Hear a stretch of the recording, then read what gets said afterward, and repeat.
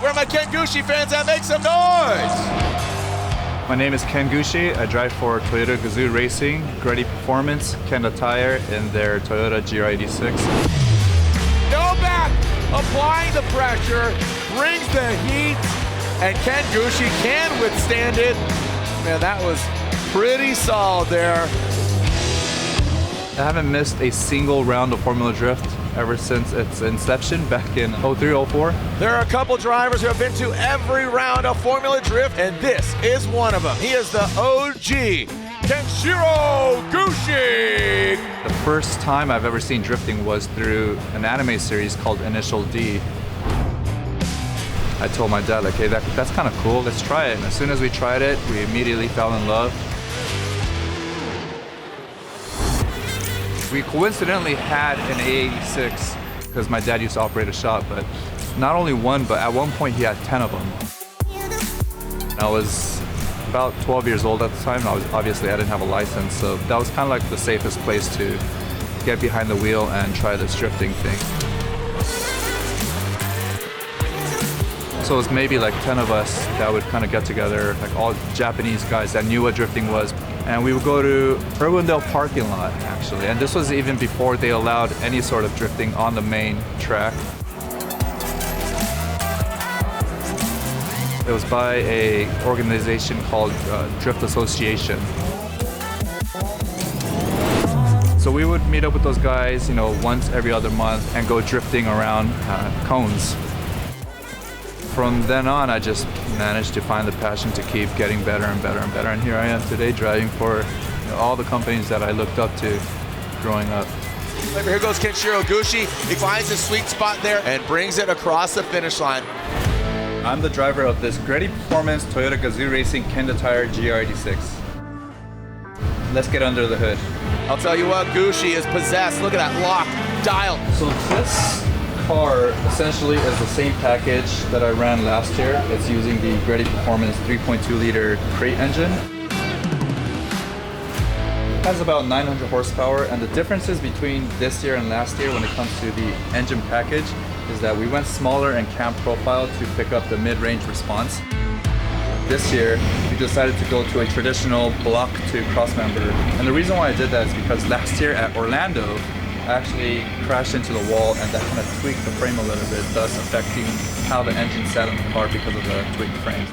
As soon as I initiated, the car just hooked up, just stuck me right into the wall, and that was that. Now, the important part about being competitive in drifting is the steering. So for steering, we're using a full wide-stab front and rear kit. It utilizes all new wide-stab arms. Made it to a DG5 pullover system, but this provides a ton of steering angles, and obviously in drifting, we don't want to spin out. Now the exterior of the car, same body kit from last year. We're using Artisan Spirits, but a whole new look. This year we kind of wanted to throw it back to like the old early 2000s D1 Grand Prix, like flashy style, so we went with a very white base and added chrome red and chrome logos throughout the car. It looks good. It's essentially the same car from last year. The driving is entirely different though, because we did go through the suspension dynamics a little bit, a whole new alignment setup. OG Gushi. Yeah, it's just the original Goosh, baby. A new addition to the regulations this year was adding a nitrous kill switch. And last year at Long Beach, we had an incident where James Dean caught on fire because of a nitrous line bursting. Car went up in flames under the bonnet. It melted a nitrous line and it just kept it going. It was fueling it. So this year they implemented a new rule where we have to have a cutoff. That's this guy right here. We can pull it back to close the valve, open it by pushing it forward, and then in case we hit the wall hard, the crew comes, they can pull on this lever right here to kill the nitrous. Get out, Odie, get out, get out.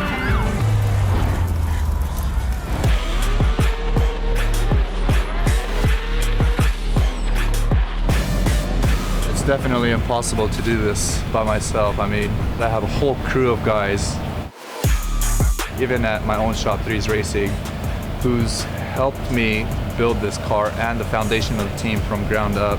Ken Gushi now out front in that Gretty Toyota GR86. Kenji's always been down for me. I mean, he always stays as late as he can to help with the program, and he's the hardware that kind of holds the team together. He's everything. He's the president of Greddy. He's a fabricator who's built my car from ground up. I'm just a driver, team owner, but he's like the guy that makes everything happen. This gentleman's in 9th grade, coming all the way from Japan, and the youngest ever to podium. Make some noise, Hiroya Minoa! To see a driver like Hiro Minoa come in and completely just dominate the series as young as he is, really reminded me of what I felt back then. You know, I knew watching him, I was like, okay, I made the right choice to become a team owner because one day I want a kid like that driving my car, you know. But till then, I want to still be in the driver's seat competing against him. And Hiroya Minoa gets the win! The first round of Formula Drift Japan is coming up, so I'll go out there for that and play it by ear. Ken Gushi, lead position, car number 21 with Team Kazama. Chase. Zone 2, nice and deep, a very nice split. It's nice. I mean, you know, you go back to different countries and compete in their series, and you pick up a lot of things that you didn't really realize, like that you were lacking. You